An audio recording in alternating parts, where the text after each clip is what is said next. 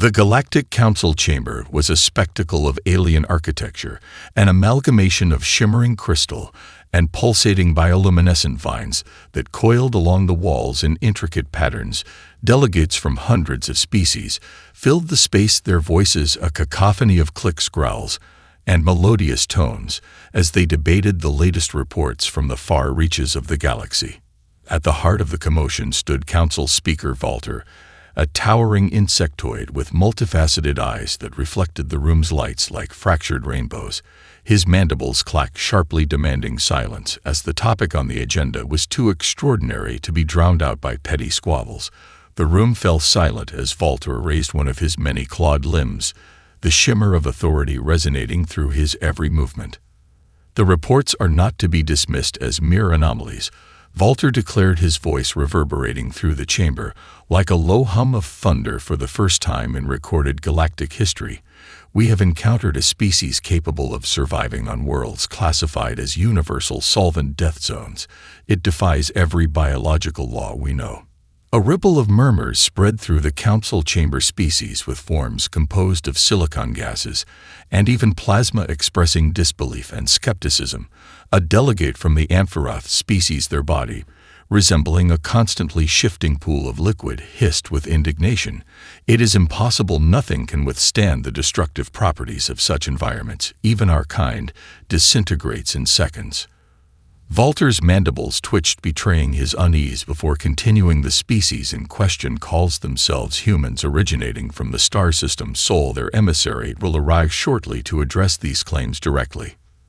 The name alone sparked reactions throughout the chamber. Humanity's reputation as a young, brash, and reckless species had spread far and wide. Their exploits in trade, exploration, and conflict were as infamous as they were impressive. Many viewed them as dangerous wildcards, others as fascinating underdogs.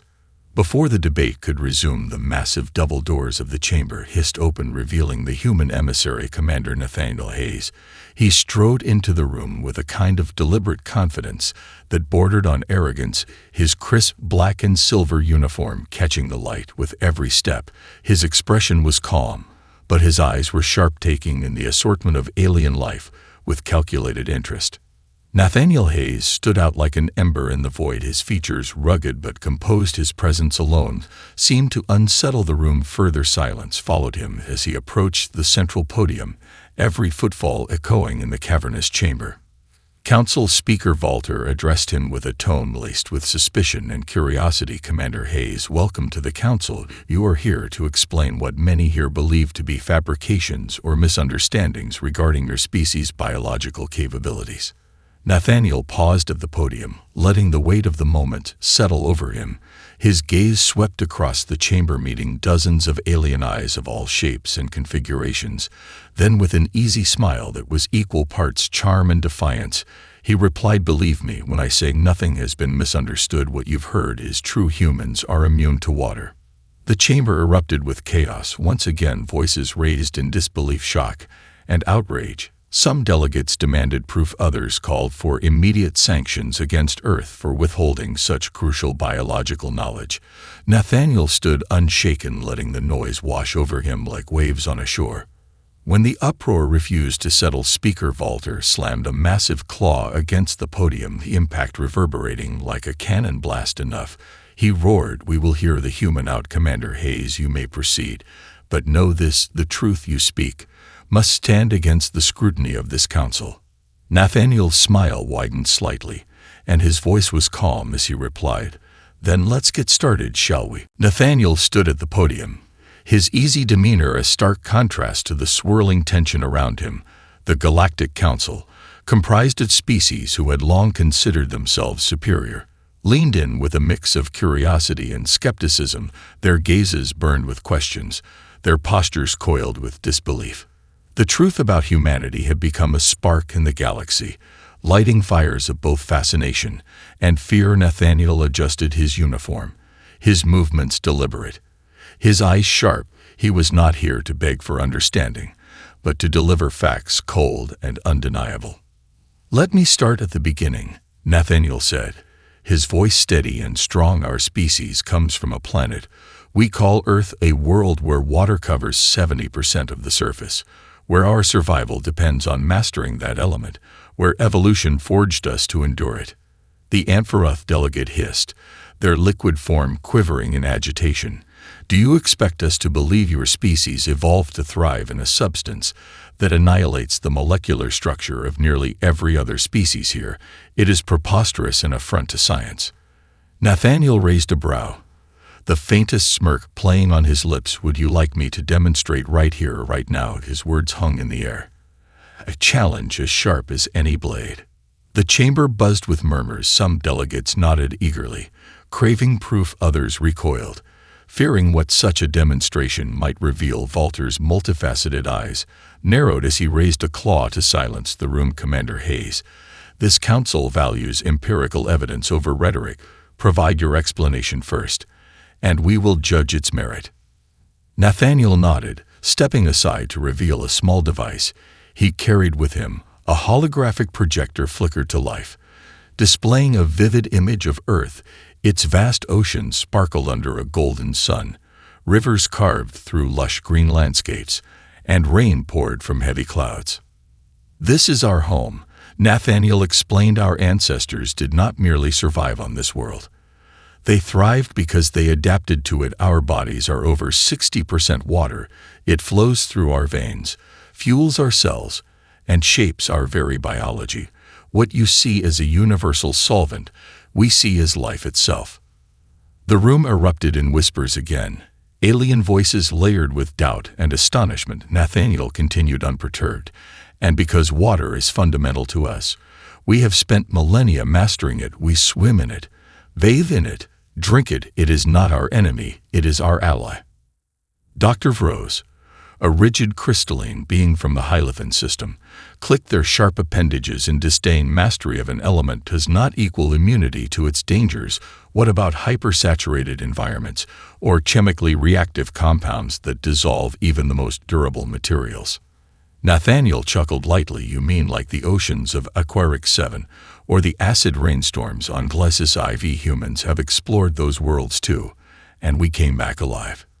He gestured toward the hologram, which shifted to display footage of humans in advanced suits swimming through caustic seas, their skin exposed to misty environments that melted alien probes, yet they remained unscathed. Delegates leaned forward, their disbelief cracking under the weight of the visual evidence. It isn't just biology, Nathaniel continued, his tone growing more serious. It's also ingenuity. We understand water on every level, its chemistry, its power, its unpredictability. That understanding has allowed us to adapt and overcome situations no other species has even dared approach. Walter's claw tapped rhythmically against the podium, his mind clearly churning with the implications. Are you implying that your species' relationship with water grants you an evolutionary advantage over the rest of us? Nathaniel's smirk returned, sharper this time. I'm not implying it, I'm stating it. The chamber fell silent once more, the weight of his words pressing on the delegates like a tidal wave. Some alien faces showed awe, others fear. Nathaniel stood unshaken, his presence a storm in the calm, daring them to challenge the truth. The silence in the Galactic Council chamber stretched for long, heavy moments after Nathaniel's declaration. Dozens of alien species, beings of shapes and forms incomprehensible to the human mind, exchanged glances, their whispers muted but urgent. Nathaniel allowed the moment to linger. He wanted them to stew in the implications, to grapple with the idea that humans, the upstart species of the galaxy, had once again defied expectations. Walter's voice broke the stillness, measured and sharp. Commander Hayes, while your claims are provocative, there is still the matter of verification. Holograms, no matter how vivid, can be manipulated. The Council requires proof beyond these presentations. Nathaniel leaned against the podium with deliberate nonchalance. He had anticipated this challenge. Of course, Speaker, and I'm more than willing to provide the proof you seek. But fair warning, what you're about to see may change everything you think you know about us. With a subtle motion, Nathaniel activated another projection. This time, the display revealed a human research outpost on the infamous waterworld Aquaric 7, a planet whose oceans were said to reduce most metals to sludge in mere minutes. The outpost shimmered under the eerie light of twin moons, its reinforced structures perched precariously on the edge of a swirling, toxic sea. "Watch closely," Nathaniel instructed, his tone calm, but his words weighted with confidence. The footage zoomed in on a team of humans working along the shore. They wore minimal protective gear, simple suits designed to block only airborne toxins. Their gloves and boots were standard issue, not the heavy-duty, anti-corrosion armor that most species required on such planets. One researcher dipped their hand into the churning water, their bare skin coming into contact with the highly acidic liquid. Gasps filled the chamber as the researcher calmly lifted their hand, unscathed, and continued their work. "Impossible," hissed Dr. Froze, their crystalline form vibrating with disbelief. "No organic material can withstand the acids of HFY 7, let alone flesh. This must be some sort of trickery." Nathaniel gestured toward the hologram, zooming in further. "Analyze the footage yourself. The outpost's data logs are included, along with readings from independent probes we placed in the region. Everything you see is verifiable." As the delegates leaned closer, some deploying scanning devices to examine the holographic data, the atmosphere in the room shifted. Whispers gave way to uneasy silence, then to something darker: fear. Walter's multifaceted eyes glittered as he studied the projection. His voice, when he spoke again, was laced with both curiosity and suspicion. "And what is the source of this resilience, Commander Hayes? Is it merely evolutionary coincidence, or is there something more?" Nathaniel's smile widened, but there was no humor in it now, only a quiet defiance. "You could call it coincidence. You could also call it survival. Humanity has faced countless challenges on Earth: cataclysmic storms, rising seas, and toxic waters, and we've adapted every step of the way. Water isn't just a threat to us, it's a teacher." The Ampharoth delegate quivered with barely concealed rage. "A teacher. To us, it is a destroyer. How can you claim mastery over an element that brings death to so many?" Nathaniel straightened, his tone now razor-sharp. "Because we had no choice. When the storms came, we didn't flee. We built stronger homes. When the waters rose, we learned to swim. When rivers threatened to sweep us away, we learned to harness their power. Humanity doesn't bow to the elements. We bend them to our will." The chamber fell into chaos once more. Delegates shouted over one another, their voices a chaotic blend of awe, anger, and unease. Walter raised a claw for silence, his gaze fixed on Nathaniel. "Your words are bold, Commander Hayes, but boldness alone does not justify the disruption your species brings to the galaxy. There are those here who will see your resilience as a threat rather than an asset. How do you propose we move forward?" Nathaniel's eyes glinted with determination. "We move forward by understanding one simple truth: humanity doesn't seek conflict. But if you push us, you'll find that water isn't the only thing we've learned to survive." The tension in the council chamber had reached a fever pitch. Delegates murmured in low, uncertain tones, some casting wary glances at Nathaniel, while others huddled with their species representatives, whispering in urgent voices. The hologram of HFY 7 flickered out, leaving the room bathed in the eerie, pulsating light of the bioluminescent vines coiling along the chamber walls. Speaker Walter, his multifaceted eyes reflecting the unease rippling through the chamber, remained still for a long moment. His clawed appendages tapped lightly against the podium, a rhythmic sound that carried both thoughtfulness and tension. Finally, he spoke. "Commander Hayes, the implications of what you've presented are profound. If your species has truly mastered resilience against what we consider to be universal death zones, it raises questions about the balance of power in the galaxy." Nathaniel straightened his posture, his calm expression never wavering. "With all due respect, Speaker, humanity has never sought to tip that balance. Our survival, our resilience. It's not about dominance. It's about necessity." A low growl resonated from the far side of the chamber. The source was a hulking Vargan delegate, their reptilian scales glinting under the chamber's lights. Necessity. The Vargan rumbled, their deep voice carrying across the room. Or conquest. Humanity's history is rife with expansionism and conflict. What assurance do we have that your so-called mastery of water won't be used as a weapon against us? Nathaniel turned to face the Vargan, his gaze steady. Humanity has made mistakes, just as every species in this chamber has. But our strength doesn't lie in conquest. It lies in adaptation. When we encountered other species, we didn't seek to dominate. We sought to learn, to trade, to collaborate. Dr. Vrose, still trembling with indignation, interjected sharply. And yet here you stand, flaunting your biological advantages, as if they entitle you to a place above us. If your species can survive where others cannot, what's to stop you from claiming worlds we could never inhabit? Nathaniel took a step forward, his voice rising, cutting through the rising tide of dissent. What stops us is choice. What stops us is understanding that survival isn't just about taking. It's about sharing. Do you know what humanity learned from water? He paused, his words hanging in the air like a gathering storm. We learned that it can destroy, yes, but it can also sustain. It can separate, but it can also connect. We learned to build bridges over rivers and cities on oceans. We learned that survival isn't about standing alone. It's about standing together. The Ampharoth delegate quivered, their liquid form rippling with what seemed like reluctant intrigue. And yet here you are, standing apart, a species immune to what we cannot endure. How can you stand together with those who will never be like you? Nathaniel's expression softened, his voice steady and calm.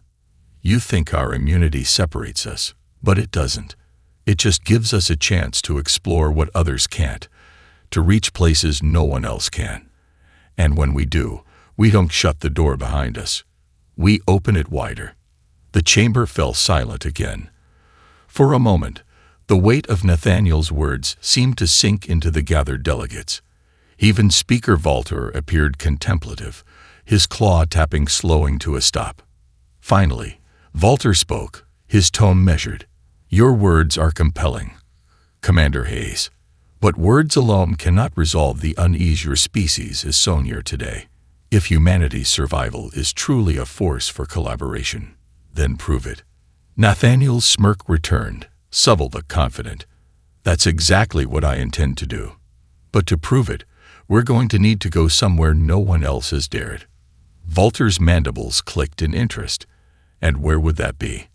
Nathaniel's eyes gleamed as he replied. The abyssal trench of Aquaric 7. Let's see if the galaxy is ready to face its fears, together. The Galactic Council chamber buzzed with nervous energy as Nathaniel's proposal hung in the air like an unspoken challenge. Delegates exchanged glances, their expressions a mix of intrigue and apprehension. The abyssal trench of Aquaric 7 was a place spoken of only in hushed tones, a region so perilous that even the most advanced autonomous probes had disintegrated within moments of descent. Speaker Walter, his claws folded in a gesture of contemplation, broke the tense silence. Commander Hayes, you propose venturing into one of the most hostile environments known to the galaxy, a place where no species has survived or even glimpsed its depths. Are you certain humanity alone can accomplish this? Nathaniel met Walter's multifaceted gaze without flinching. Not alone, Speaker. If this is going to prove anything, it has to be done as a collaboration.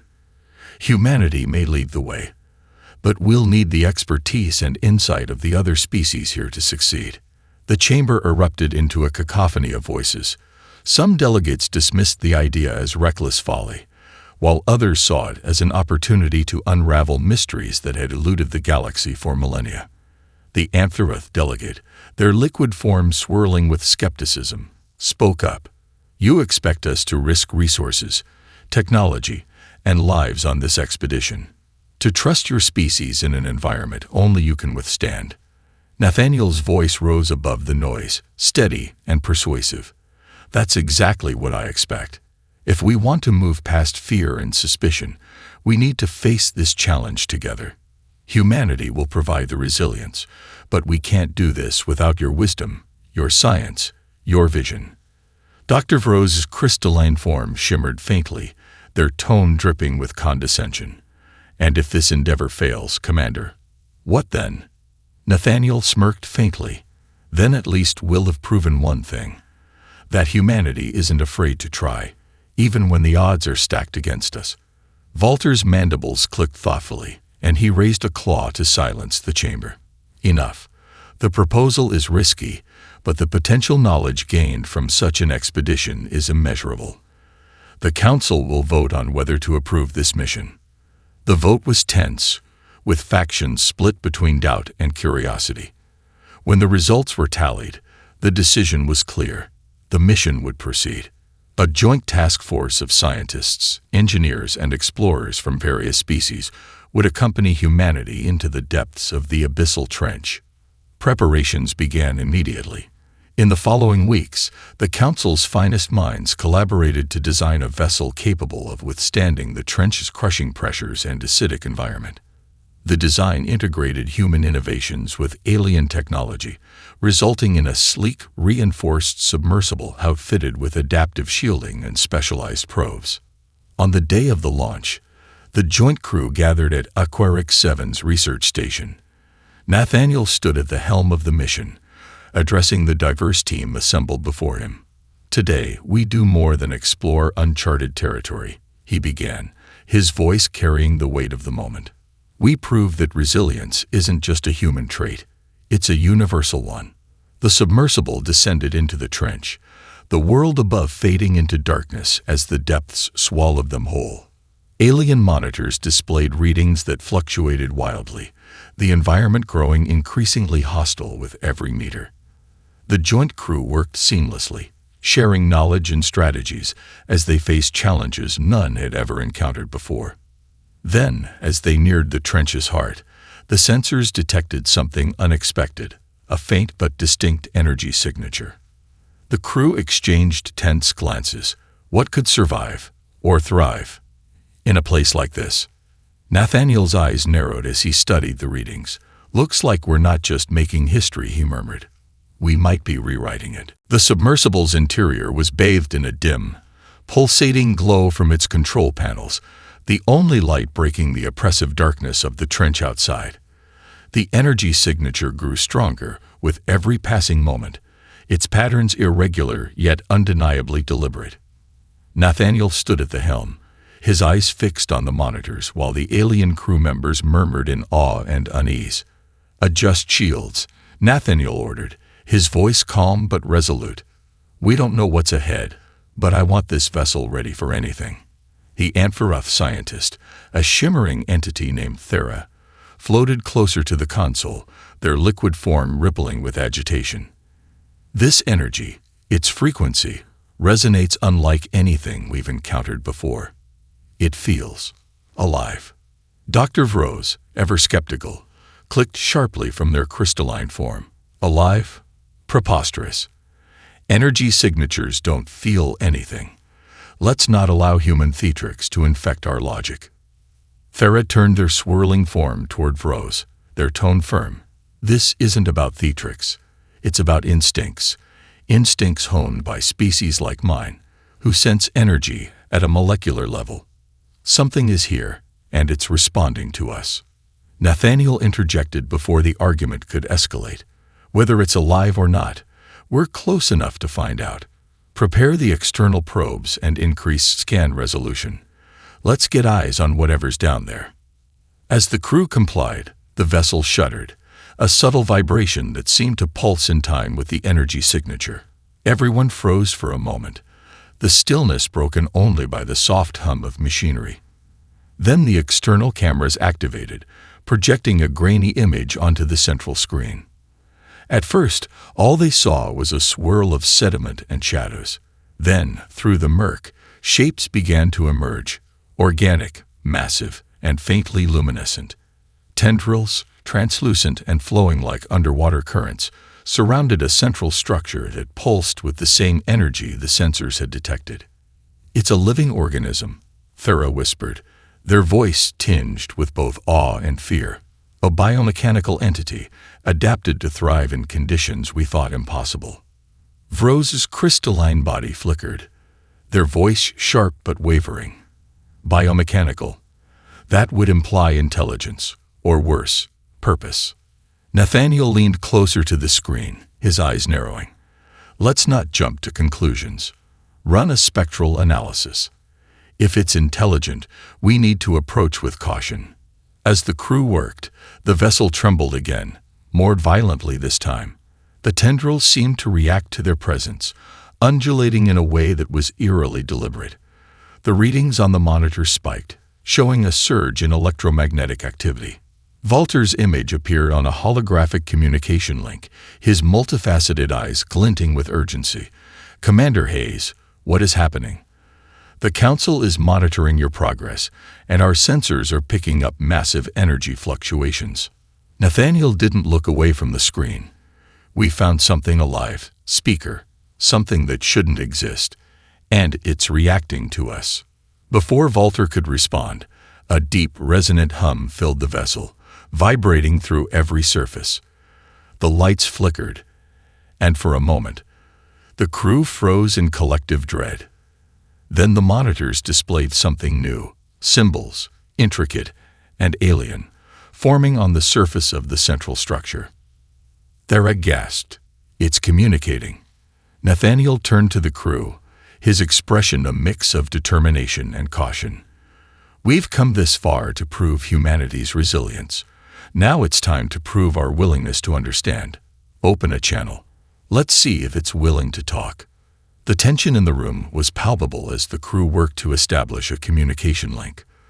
The vessel's systems hummed with energy, responding to the signals from the trench entity. Finally, the speakers crackled, and a voice, not words, but a symphony of tones and vibrations, filled the air.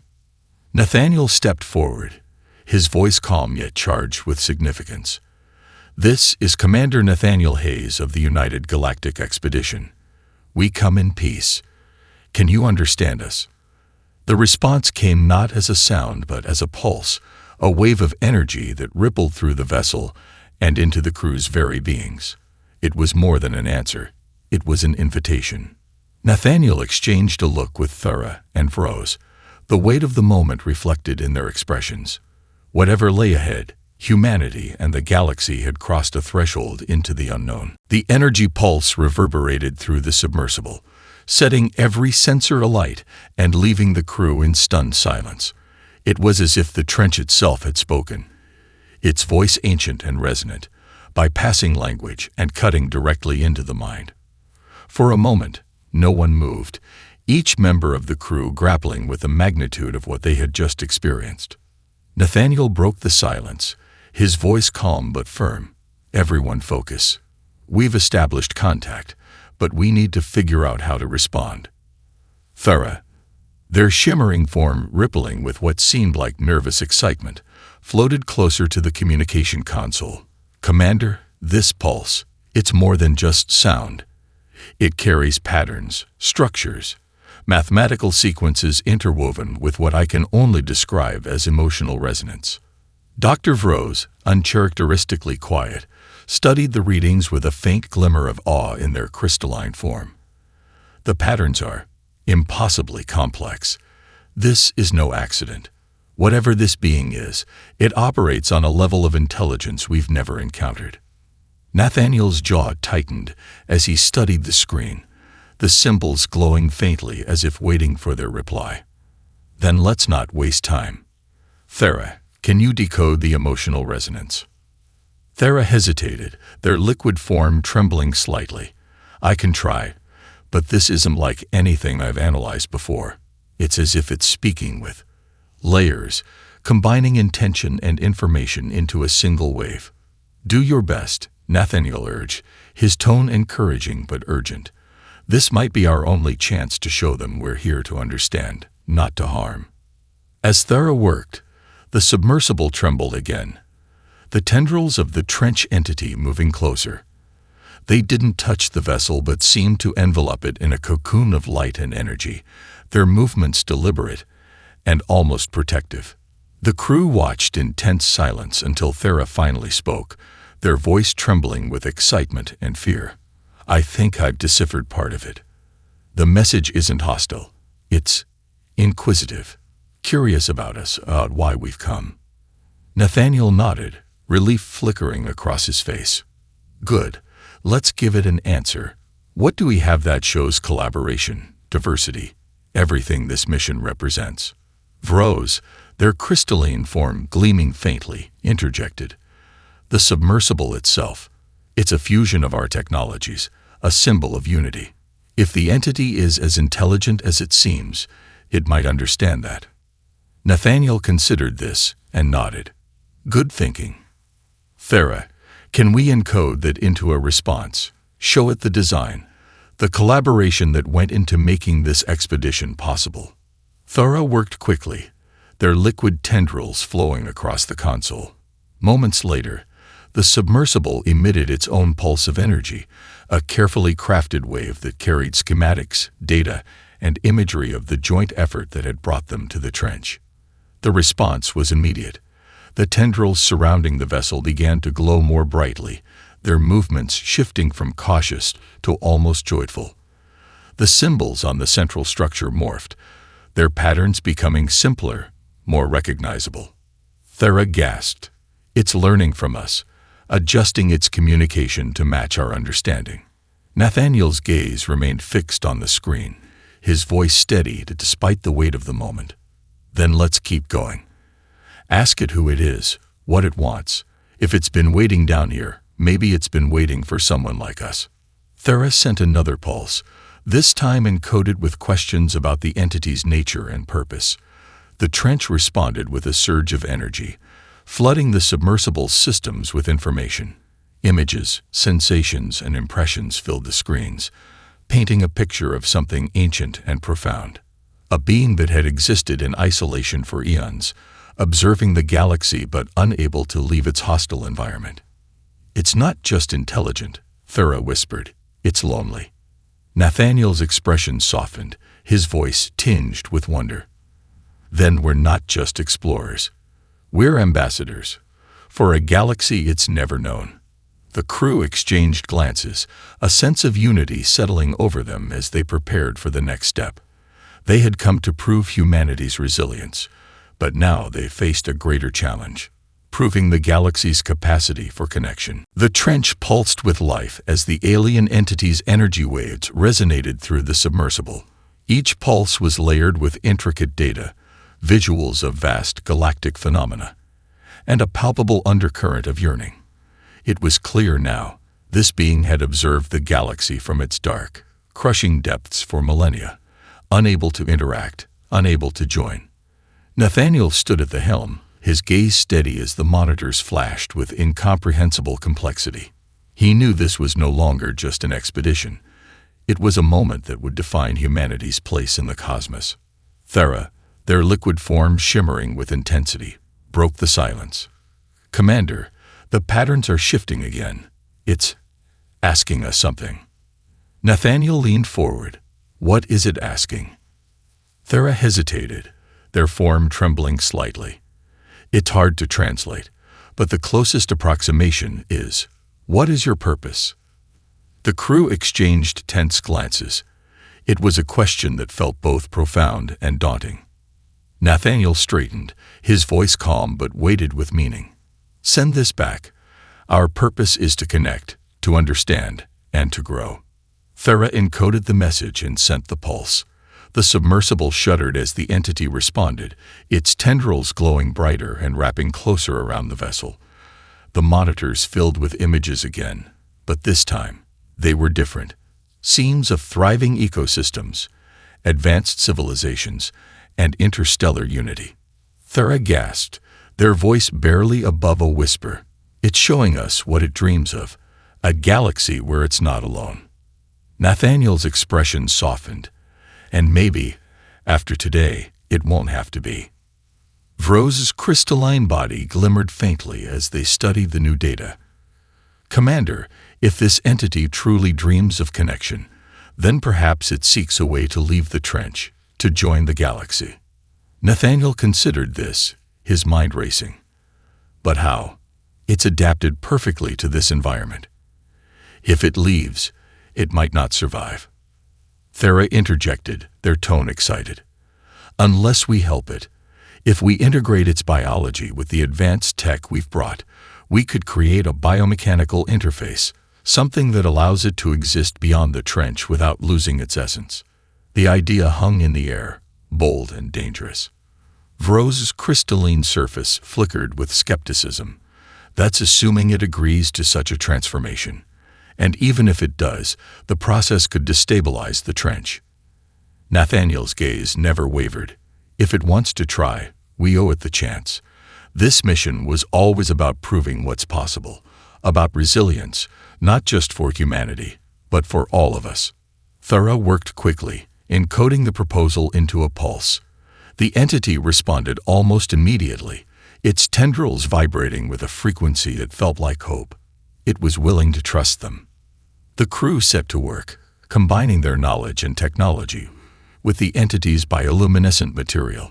Hours turned into days as they constructed the interface within the submersible, the trench glowing brighter with each step of progress. Finally, the moment came. The interface was complete, a shimmering construct of energy and matter. The entity extended a single tendril, touching the interface. The vessel surged with light as the interface activated, connecting the entity to a new reality. The trench rumbled as the entity began to transform, its massive form folding and reshaping itself. The submersible's systems struggled to stabilize, alarms blaring, but Nathaniel's voice cut through the chaos. "Hold steady. We're not leaving until we see this through." When the light finally dimmed, the entity had changed. Its form was now compact yet radiant, a hybrid of its original self and the technology the crew had provided. The trench seemed to exhale, the oppressive energy dissipating. Nathaniel smiled faintly. "Welcome to the galaxy." The entity pulsed gently in response, a wave of gratitude flowing through the crew. As the submersible ascended toward the surface, Nathaniel glanced back at the monitors, watching the trench fade into darkness. Humanity had ventured into the unknown and returned with something far greater than survival. They had forged a connection that would ripple across the stars for generations.